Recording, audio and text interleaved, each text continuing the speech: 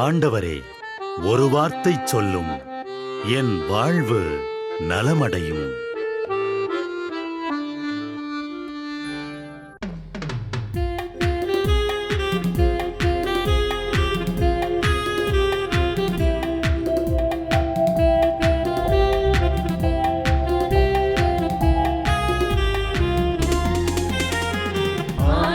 வார்த்தை வல்லமை தருவது அல்லேலூயா. ஆண்டவர் வார்த்தை வாழ்வு தருவது அல்லேலூயா. ஆண்டவர் வார்த்தை வல்லமை தருவது அல்லேலூயா. ஆண்டவர் வார்த்தை வாழ்வு தருவது அல்லேலூயா. செவிகள் திறக்கட்டும், வார்த்தை வளம் பெற இதயம் திறக்கட்டும், பண்பு வலுப்பெறும், உண்மை உணர்வுகள் வாழ்வில் புலரட்டும், நிறைவாய் வாழ்ந்திடுவோம். ஆண்டவர் வார்த்தை வல்லமை தருவது அல்லேலூயா. ஆண்டவர் வார்த்தை வாழ்வு தருவது அல்லேலூயா.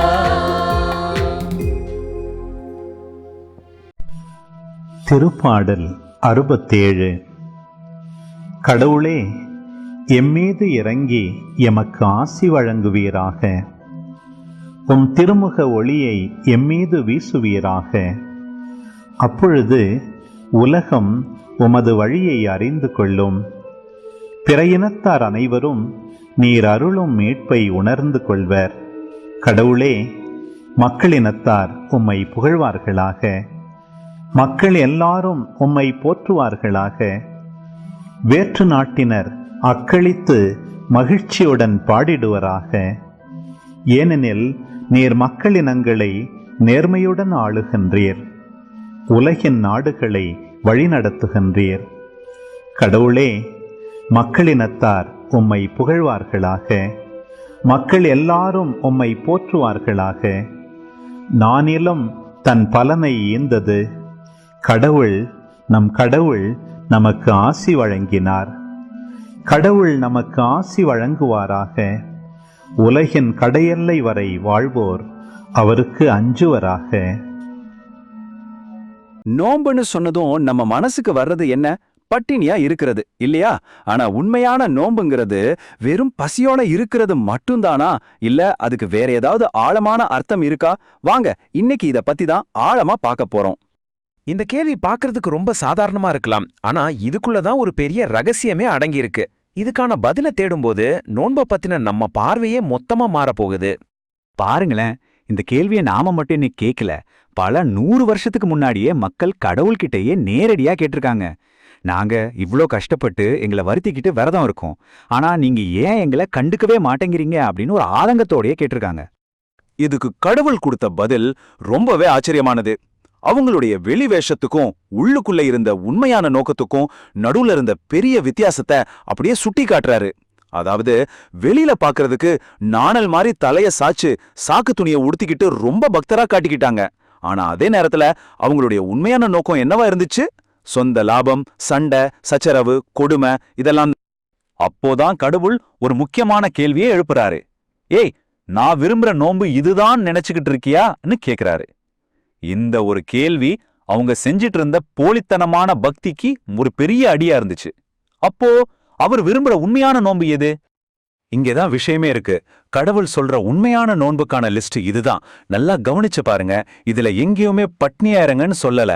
மாறா, அநீதியோட சங்கிலிகளை அழுத்து விடுங்க, ஒடுக்கப்பட்டவங்களை விடுதலை பண்ணுங்க, பசியோட இருக்கிறவங்களுக்கு உங்க சாப்பாட்டை பகிர்ந்து கொடுங்க, வீடு இல்லாதவங்களுக்கு இடம் கொடுங்க, துணி இல்லாதவங்களுக்கு உடுக்க கொடுங்கன்னு சொல்றாரு.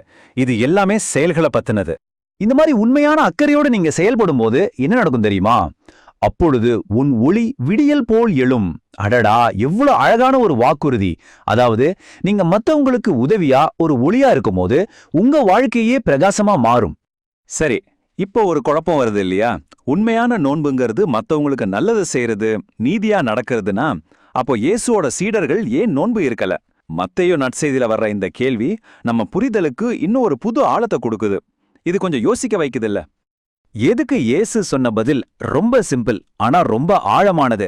அவர் சொல்றாரு, கல்யாண வீட்ல மணமகன் கூட இருக்கும்போது யாருப்பா துக்கப்படுவா? அது கொண்டாட்டத்துக்கான நேரம். இங்க அவர் தன்னை மணமகனுக்கு ஒப்பிடுறாரு.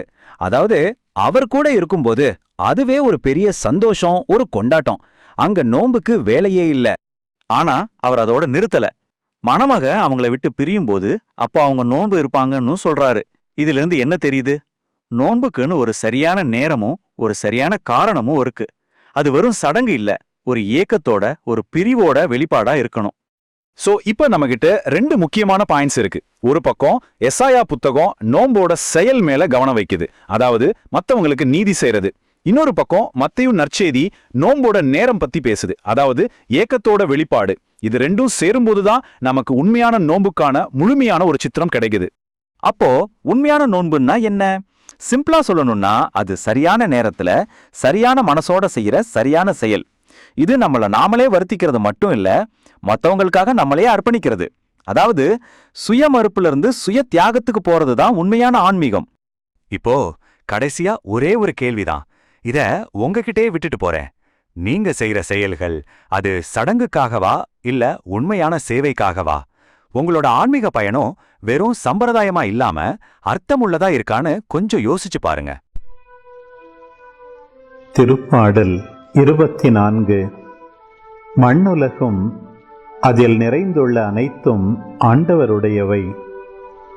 நில உலகும் அதில் வாழ்வனவும் அவருக்கே சொந்தம். ஏனெனில் அவரே கடல்கள் மீது அதற்கு அடித்தளமிட்டார், ஆறுகள் மீது அதை நிலைநாட்டினவரும் அவரே. ஆண்டவரது மலையில் ஏறத் தகுதியுள்ளவர் யார்? அவரது திருத்தலத்தில் நிற்கக்கூடியவர் யார்? கரைபடாத கைகளும் மாசற்ற மனமும் உடையவர், பொய் தெய்வங்களை நோக்கி தம் உள்ளத்தை உயர்த்தாதவர், வஞ்சக நெஞ்சோடு ஆணையிட்டு கூறாதவர். இவரே ஆண்டவரிடம் ஆசி பெறுவார். தம் மீட்பராம் கடவுளிடமிருந்து நேர்மையாளர் என தீர்ப்பு பெறுவார். அவரை நாடுவோரின் தலைமுறையினர் இவர்களே. யாக்கோபின் கடவுளது முகத்தை தேடுவோர் இவர்களே. வாயில்களே, உங்கள் நிலைகளை உயர்த்துங்கள். தொன்மை மிகு கதவுகளே, உயர்ந்து நில்லுங்கள். மாட்சிமிகு மன்னர் உள்ளே நுழையட்டும். மாட்சிமிகு மன்னர் இவர் யாரோ? வலிமையும் ஆற்றலும் கொண்ட ஆண்டவர் இவர். இவரே போரில் வல்லவரான ஆண்டவர். வாயில்களே, உங்கள் நிலைகளை உயர்த்துங்கள். தொன்மை மிகு கதவுகளே, உயர்ந்து நில்லுங்கள். மாட்சிமிகு மன்னர் உள்ளே நுழையட்டும். மாட்சிமிகு மன்னர் இவர் யாரோ? படைகளின் ஆண்டவர் இவர். இவரே மாட்சிமிகு மன்னர். இன்னைக்கு நம்ம பார்க்க போற விஷயம் கொஞ்சம் ஆழமானது. ஒரு மத சடங்குனா என்ன? அது வெறும் சம்பிரதாயமா இல்ல அதுக்கு மேல ஏதாவது இருக்கா? இன்னைக்கு நாம ஏசாயா 58 ஒரு பகுதியை பார்க்க போறோம். இதுல உண்மையான பக்திக்கும் சமூக நீதிக்கும் இருக்கிற தொடர்பு பத்தி ரொம்ப ஆழமா சொல்லப்பட்டிருக்கு. நம்ம செய்யற செயல்கள் உண்மையிலே நம்ம நம்பிக்கைய காட்டுதான்னு நம்மளையே யோசிக்க வைக்கும். சரி, வாங்க விஷயத்துக்குள்ள போலாம். இந்த அதிகாரமே ஒரு கேள்வியோட தான் தொடங்குது. மக்கள் கடவுள்கிட்ட ரொம்ப விரக்தியா கேக்குறாங்க, நாங்க உண்ணா நோன்பு இருக்கோம், எங்களை தாழ்த்திக்கிறோம், ஆனா நீங்க எங்களை கண்டுக்கவே மாட்டேங்கிறீங்களே, ஏன்? யோசிச்சு பாருங்க. இந்த மாதிரி ஒரு உணர்வு நமக்கும் வந்திருக்கும் இல்லையா? ரொம்ப இயல்பான ஒரு கேள்வி இது. ஆனா கடவுள்கிட்ட இருந்து வர்ற பதில் அவங்கள சமாதானப்படுத்துற மாதிரி இல்ல. அது ஒரு நேரடியான வலிமையான குற்றச்சாட்டு. கடவுள் அவங்க கேள்விக்கு நேரடியா பதில் சொல்லல. அதுக்கு பதிலா அவங்க செய்யற செயல்களோட நோக்கத்தையே கேள்வி கேக்குறாரு. இங்கதான் விஷயமே மாறுது. இப்ப இந்த ஸ்லைட பாருங்களேன். ரெண்டுக்கும் இருக்கிற வித்தியாசத்தை நல்லா காமிக்குது. ஒரு பக்கம் நோம்போட வெளி தோற்றம், அதாவது தலைய குனிஞ்சுக்கிறது, சாக்கோடை உடுத்துக்கிறது, ஷாம்பல்ல உட்காருறது, பாக்குறதுக்கு ரொம்ப பக்தியா தெரியுது. ஆனா இன்னொரு பக்கம் பாருங்க, அதோட யதார்த்தம் என்னவா இருக்கு? சொந்த லாபத்தை தேடுறாங்க, வேலை செய்யறவங்க கஷ்டப்படுத்துறாங்க, ஒருத்தருக்கு ஒருத்தர் சண்டை போடுறாங்க. அப்போ என்ன தெரியுது? அவங்களோட நோன்பு வெறும் வெளிவேஷம் தான். அது அவங்க குணத்தையோ நடத்தையோ கொஞ்சம் கூட மாத்தல. இப்போ கடவுளே ஒரு முக்கியமான கேள்வியை கேக்குறாரு. நான் தேர்ந்தெடுத்த நோன்பு இதுதானா?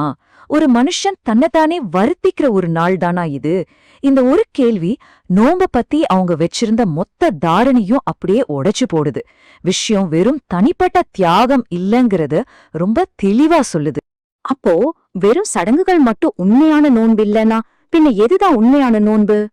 இங்கதான் இந்த அதிகாரம் பிரச்சனைய மட்டும் சொல்லாம அதுக்கான தீர்வையும் சொல்லுது. உண்மையான பக்தினா என்னன்னு கடவுளே ஒரு புது விளக்கத்தை கொடுக்கறாரு. இதுதான் இந்த அதிகாரத்தோட மைய கருத்து. உண்மையான நோன்புங்கிறது சும்மா பட்னியா இருக்கிறது இல்ல, அதுக்கு பதிலா நீதியையும் கருணையையும் செயல்ல காட்டுறது. இது நாமளா செய்யற ஒரு விஷயம் இல்ல, கடவுள் நம்ம கிட்ட இருந்து எதிர்பார்க்கிற ஒரு விஷயம். முதல்ல நீதியின் நோன்புனா என்னன்னு பார்க்கலாம். இங்க உபயோகப்படுத்தி இருக்கிற வார்த்தைகளை கவனிச்சு பாருங்க. அவிழ்ப்பது, அறுப்பது, விடுதலை செய்வது, உடைப்பது, இதெல்லாம் சும்மா சாதாரண வார்த்தைகள் இல்ல, இது ரொம்ப சக்தி வாய்ந்த வார்த்தைகள். அநீதிய உடைச்சி எறியணும், ஒடுக்கப்பட்டவங்களுக்கு விடுதலை கொடுக்கணும்னு நேரடியா சொல்லுது. நீதிக்கு அடுத்தபடியா கருணை வருது. இது ரொம்ப நேரடியான நம்ம ஒவ்வொருத்தரும் செய்ய வேண்டிய செயல்களை பத்தி பேசுது. பசியோட இருக்கிறவங்களுக்கு நம்ம சாப்பாட்டை பகிர்ந்து கொடுக்கறது, வீடு இல்லாதவங்களுக்கு தங்க இடம் கொடுக்கறது, உடை இல்லாதவங்களுக்கு நம்மகிட்ட இருக்கிறத கொடுக்கறது, மத்தவங்களோட கஷ்டத்தை பார்த்துட்டு சும்மா இல்லாம அவங்களுக்கு உதவணும் சொல்லுது. சரி, இந்த மாதிரி ஒரு உண்மையான நோன்பை நாம கடைபிடிச்சா என்ன நடக்கும்? அதுக்கு என்ன பலன்? இப்போ நாம பார்க்க போற பகுதி இதனால கிடைக்க போற அற்புதமான வாக்குறுதிகளை பத்தி தான் சொல்லுது. இது வெறும் கட்டளைகள் மட்டுமில்ல, கூடவே ஒரு வாக்குறுதியும் இருக்கு. இந்த ஸ்லைட பாருங்க. அந்த வாக்குறுதி எப்படி நிறைவேறும்னு அழகா படிப்படியா சொல்லுது. படி நாம நீதியையும் கருணையும் செயல்ல காட்டணும். அப்படி செஞ்சா என்ன ஆகும்? 2வது படி நம்ம வாழ்க்கைய விடியல் மாதிரி பிரகாசிக்கும். 3வது நம்மளோட நல்வாழ்வு சீக்கிரமா துளிர்க்கும். கடைசியா 4வது படி நாம கூப்பிட்டா கடவுள் பதில் கொடுப்பார். நம்ம செயலுக்கும் கடவுளோட பதிலுக்கும் நேரடி தொடர்பு இருக்குன்னு இது தெளிவா காட்டுது. இந்த வாக்குறுதி எவ்வளவு அழகா இருக்கு பாத்தீங்களா? அதாவது நீங்க செய்யற நல்ல செயல்கள் உங்களுக்கு முன்னாடி ஒரு வழிகாட்டி மாதிரி போகும். கடவுளோட மகிமை உங்களுக்கு பின்னாடி ஒரு பாதுகாப்பு கவசம் மாதிரி வரும். இதை விட ஒரு பெரிய பாதுகாப்பு வாக்குறுதி என்ன இருக்க முடியும்? இதுதான் இதுல உச்சகட்டமான வாக்குறுதி. கடவுளுக்கும் நமக்குமால தூரம் இல்லாம போயிடும். நீங்க கூப்பிட்ட அடுத்துக்கணும், இதோ நான் இருக்கேன் அப்படின்னு அவர் பதில் கொடுப்பாராம். இது ஒரு ரொம்ப நெருக்கமான நேரடியான உறவு காட்டுது. உண்மையான நோன்புக்கு கிடைக்கிற பரிசு இதுதான். ஆக இந்த முழு பகுதியும் நம்ம கிட்ட ஒரு முக்கியமான கேள்விய விட்டுட்டு போகுது. நம்ம நம்பிக்கைகளுக்கும் நம்ம செயல்களுக்கும் என்ன தொடர்பு? நம்ம மத நம்பிக்கைகள் நம்மளோட அன்றாட வாழ்க்கையில மத்தவங்க கிட்ட நாம நடந்துக்கிற விதத்துல எப்படி தெரியுது? நம்மளோட பக்திங்கிறது நமக்காக மட்டும்தானா, இல்ல நம்மள சுத்தி இருக்கிற உலகத்தை இன்னும் கொஞ்சம் நல்ல இடமா மாத்துறதுக்கு தானா? இந்த வரிகள் எழுதப்பட்ட 1000 வருஷங்கள் ஆகியிருந்தாலும் இன்னைக்கும் நம்மளோட ஆன்மீக சமூக கடமைகளை பத்தி ரொம்ப ஆழமா யோசிக்க வைக்குது இல்லையா?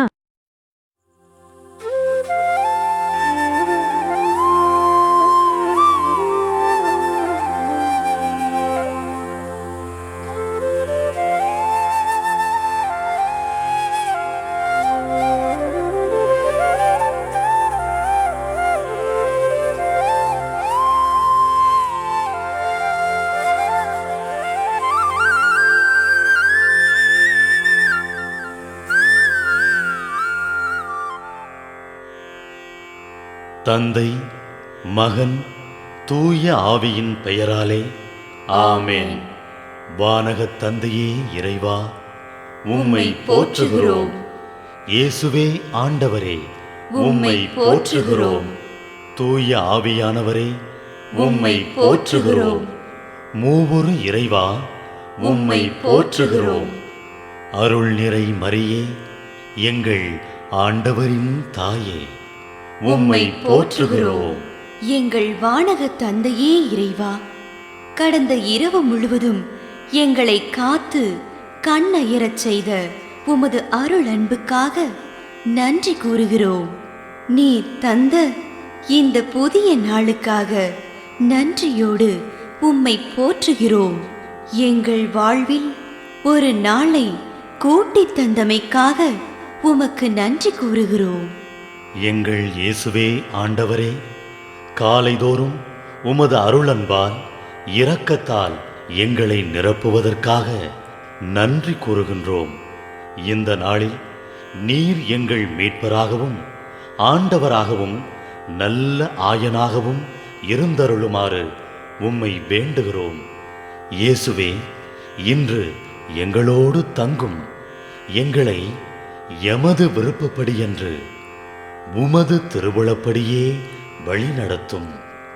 எங்கள் தொழிலை, முயற்சிகளை, உழைப்பை, படிப்பை, வேலைகளை ஆசீர்வதியும்.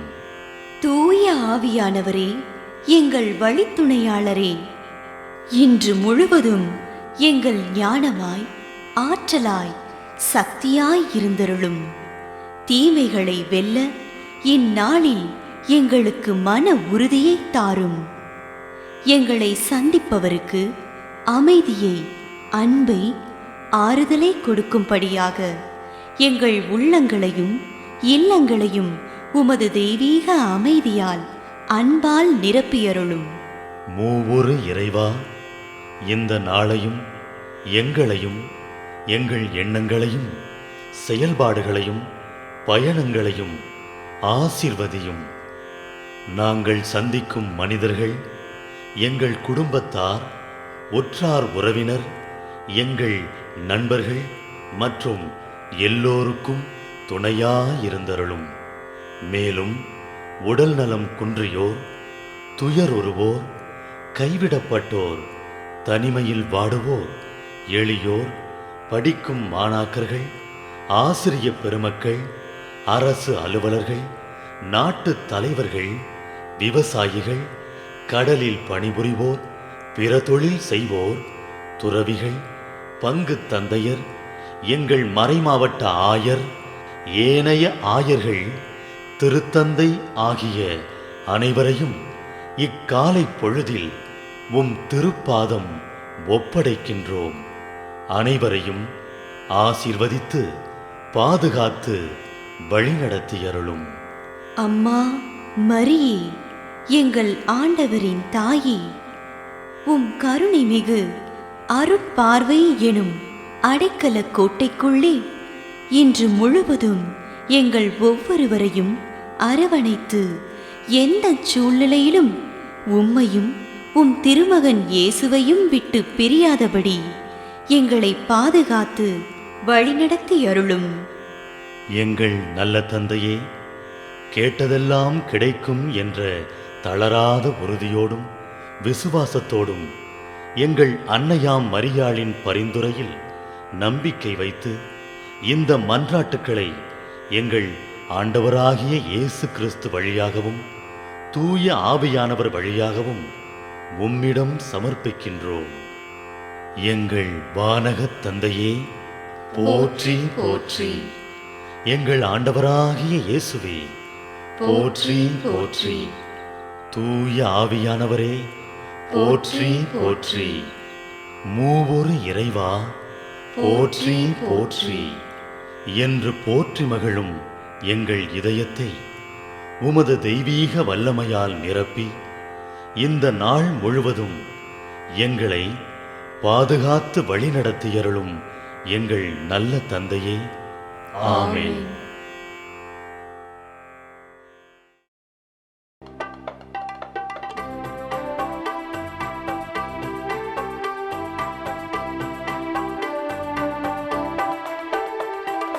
விண்ணுலகில் இருக்கின்ற எங்கள் தந்தையே, உமது பெயர் தூயதென போற்ற பெருக. உமது ஆட்சி வருக. உமது திருவுளம் விண்ணுலகில் நிறைவேறுவது போல மண்ணுலகிலும் நிறைவேறுக. எங்கள் அன்றாட உணவை இன்று எங்களுக்கு தாரும்.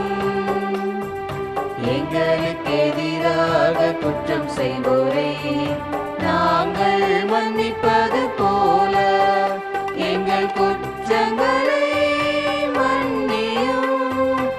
எங்களை சோதனைக்கு உட்படுத்தாதேயும், தீமையிலிருந்து எங்களை விடுவித்தருளும்.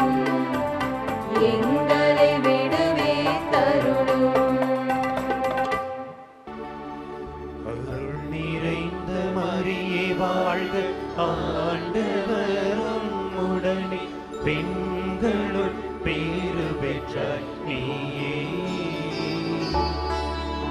உன்னுடைய திருவயிற்றின் கனியுமான இயேசுவும் ஆசி அருள பெற்றவர்.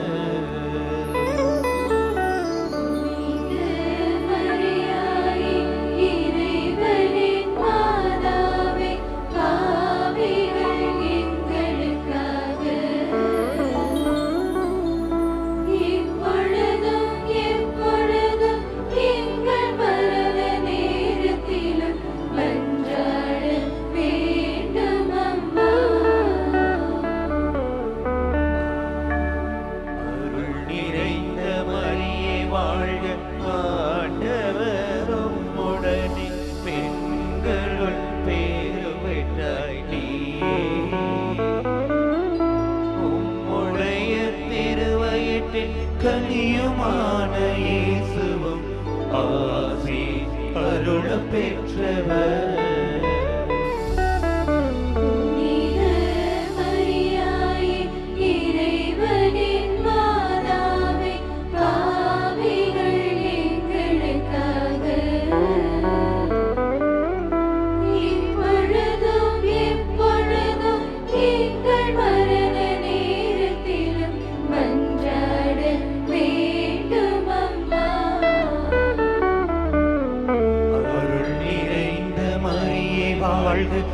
ஆண்டவரும் உடனே பெண்களுள் பேறு பெற்றாய் நீயே. உடைய திருவயிற்றின் கனியுமான